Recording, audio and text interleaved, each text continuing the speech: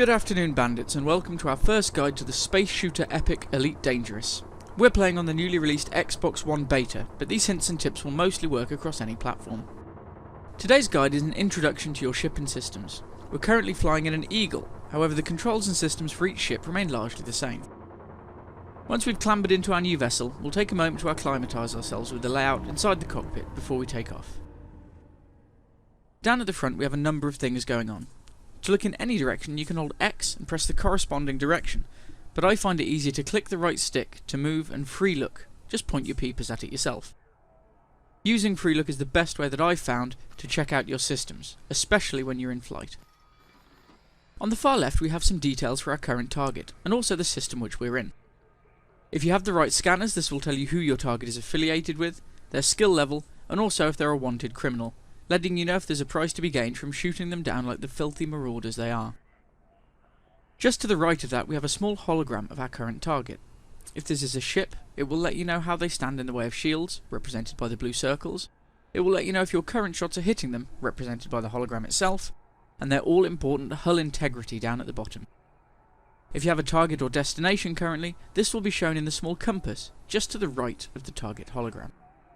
The centre of the display houses a radar, which will be familiar to anyone who's played space shooters similar to this before. Flanking this to the left we can see a heat indicator, which is especially useful when flying near stars, and to the right our current speed and thrust levels. The blue area here is indicating the optimal speed for manoeuvring. Mirroring the hologram of our target, we also have one for our own ship, again showing if we are being hit, the status of our shields, and our hull integrity. The next to the right is power distribution. You can change priorities here to systems, engines, or weapons by pressing the corresponding directional buttons. Push a few times to max out your prioritization, and press down to reset a flat line across all three. Obviously boosting different elements at different times can really help you get through whichever situation you're in. Systems will affect things like your shield recharge, life support and sensors, while engines and weapons will increase the potential of use for both. Over on the far right we have a small cluster of information which is pretty useful. Firstly, at the top we have our signature. In essence, this is how much we're showing on enemy and friendly radar.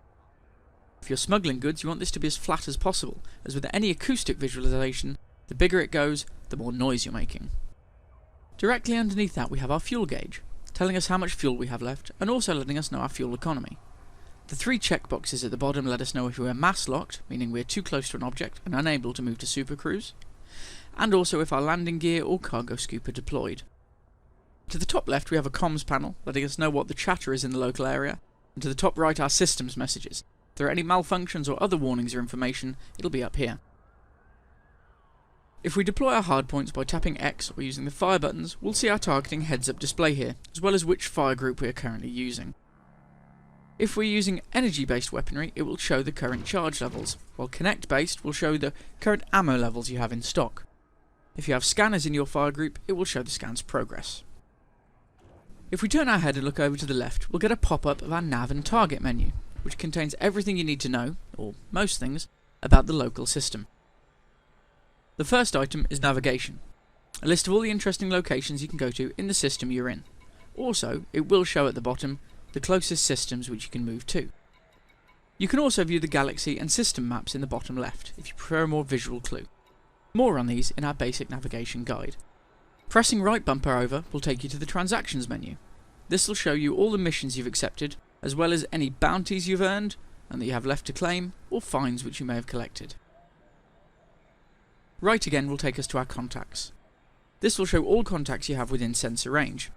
Another vital element, as you'll need this to request docking clearance. On the contacts menu, you can also lock onto ships to pop them up in your HUD, enabling you to get a little closer and scan them properly. Sub-targets will show you any specific areas on your currently locked target which you can aim for. If you want to stop them moving, go for the engines. To stop them firing at you, target their weapons, so on and so forth. The cargo screen is another item which relates to your current target.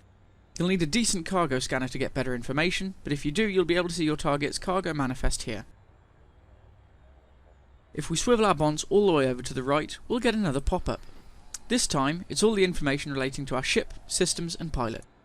The first panel is our status. This gives us ranking for the big three in Elite: combat, trade and exploration.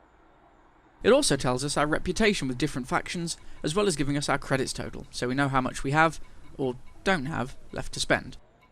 Pressing left and right here can give us detailed information on finances, statistics and our current permits, as well as some others. The module screen can let us turn off or on different parts of the ship's systems. Power plant will always be turned on, but the rest, including life support, can be turned off for at least short periods. You can also assign priorities to each module. Giving priorities here will mean that the important systems will remain on, even if you do go above the power limit of your vessel, while the lower priority will turn off. You can also see your total energy consumption down at the bottom of the screen. The fire group screen is for your weapons and scanners. Here you can add different weapons to fire groups and split your guns and scanners between fire groups and primary and secondary fire. This allows you to assign your different weapons in such a way that you're not using all of them at all the time. To switch between fire groups in game, hold the X button and use the bumpers to select between them. The cargo screen fairly obviously will show you your current cargo manifest and also allow you to jettison items you no longer want aboard. The next screen over for functions will allow you to turn on or off different aspects of the ship's hardware. There are a lot of different things that can be done here, especially if you're in a bad situation and need a system repair while in deep space. Most of the items here already have button shortcuts, but do come if you want the full immersive experience. So that's a brief look over the ship's systems. In our next video we'll be covering the basic ship controls along with space station departure and docking. We've been Pixel Bandits and you've been a space captain. Thanks for watching.